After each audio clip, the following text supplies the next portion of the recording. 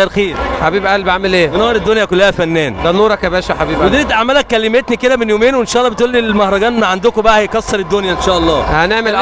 هنعمل اقوى ايفنت في مصر طبعا. هيبقى كورس صبغات، والايفنت هيبقى فيه ناس كتير موجوده.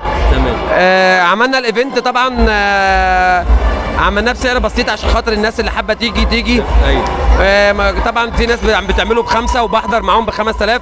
انا عملته ب1000 جنيه عشان خاطر يبقى في المتناول، الناس كتير تيجي تعمل.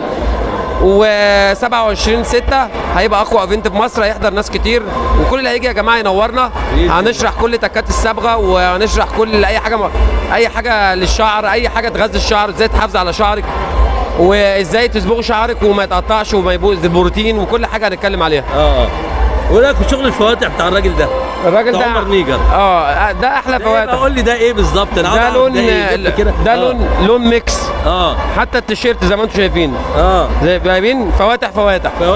وهنا غيرنا شويه عشان خاطر يبقى بص للكاميرا. تمام. افرح بنفسك. انا مش عارف انت خليك مبسوط بنفسك يا ابني. احنا اهم حاجه عندنا الفواتح. يعني خليك فخور كده بالالوان اللي انت عاملها. ايوه.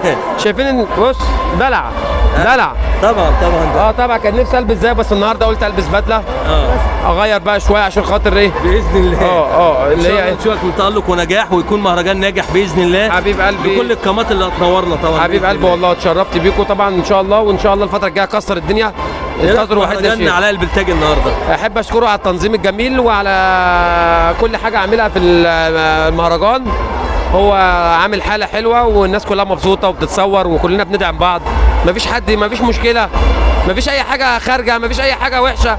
الناس كلها بتحب بعضيها وترابط، كله مبسوط مع بعضيها. كله مبسوط، وربنا يديم المحبه كده ويكرمنا. انا اتشرفت بحضرتك ونورت الدنيا كلها. حبيب قلبي. سعيد ان انا شفتك والله النهارده. ومديرة اعمالك لسه اصلا مكلمني اول يوم امبارح ودخلتني معاها الجروب طبعا.